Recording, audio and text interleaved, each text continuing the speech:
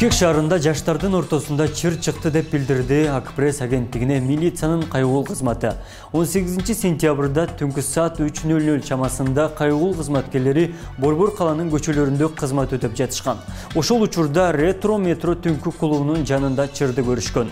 Ал жакта кыздар жаш жигит менен урушуп жатышкан. Кайгыл кызматкерлери урушуп жаткан адамдарга барганда, аларга жаш жигиттер жардам сурап кайрылган. Маған да өң ұшыраған сияқты сөзілді ана. Мына қарасам да вроде қысқа ұқсас екен, бірақ мына качок екен да. Мына жаңа качок деп қойдым, болды, ошондан мен балаға қалдым. Алар бірдеке деп сөздер сөйлөнүп, арқай сөздер сүйлөп башташты да. Мен үшін жиркенішті сияқты болды да, бұлар мені атай чағымшылдыққа түртті да, бұлар ушунун эсебинен бир кандай деп билесиз. Бишкекте ити тиштеп алган кожоюндун колу кесилди. Бейтап 15 сентябрда тез жардам кызматы аркылуу ооруканага кайрылган. Эки билеги санынын бир канча жери тиштелген, тарамыштары, булчуңдары, кан тамырлары, нервтери жабыркаган абалда ооруканага келип түшкөн.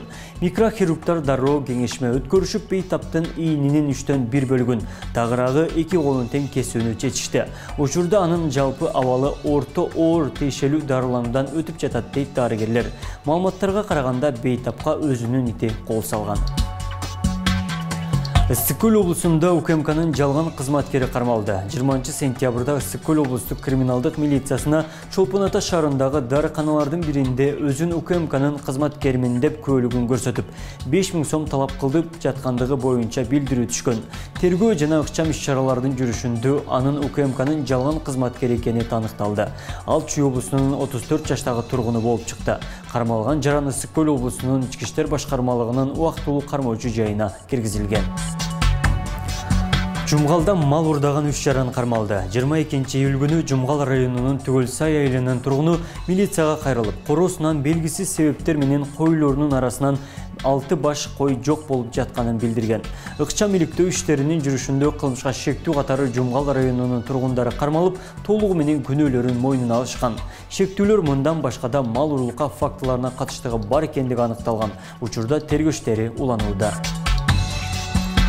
Жогорку кеңештин депутаты Мирлан Женчероев башкы прокурор Курмангул Золушев менен болгон пикир келишпестиктерди жоюп, ич-чара маселелерин такташып алганын парламенттин бүгүнкү жыйынында билдирди.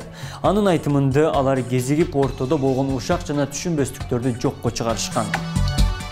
Мен ойлойм, кечен эмоцияда биз бири-бирибизге бир аз ашча сөздөрдү сүйлөп алдык, бирок биз кезигип бардык маселелерди такташып алып, ортодо да болгон ушак жана недопониманиялардын баарын жокко чыгарып алдык. Мен ойлойм, будан кийин биз конструктивдик нукта мыйзам менен так иштешип жүрөбүз деп мен ишеничтемин. Рахмат. Бизден туура түшүнүп, коомчулукка айтып койгонуңуз бул чоң жакшы нерсе. Анткени эң негизгиси сиздер, анан кече биз мыйзам боюнча талашкан, сиз түшүнсөңүз болду.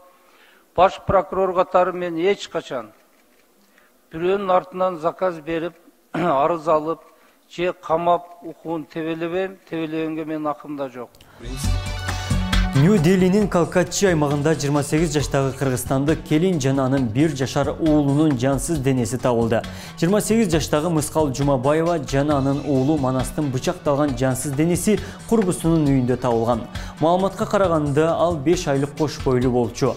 Жансыз дененин жанынан бычак табылган. Басылманын жазган маалыматына караганда Мыскал жолдошу Винау Чаухан менен жашачу. Алардын үйлөнгөнүнө 2 жыл болгон. Полициянын маалыматы боюнча окуя алдында Кыргызстандык аял күйөөсү менен урушуп кеткен. Жолдошу досу менен жолугуу үчүн үйдөн чыгып кеткен. Мыскал курбусу Өзбекстандын жараны Матлюба Матусмановага чалып, ичинин ооруп жатканын даттанып, ооруканага жеткирилген.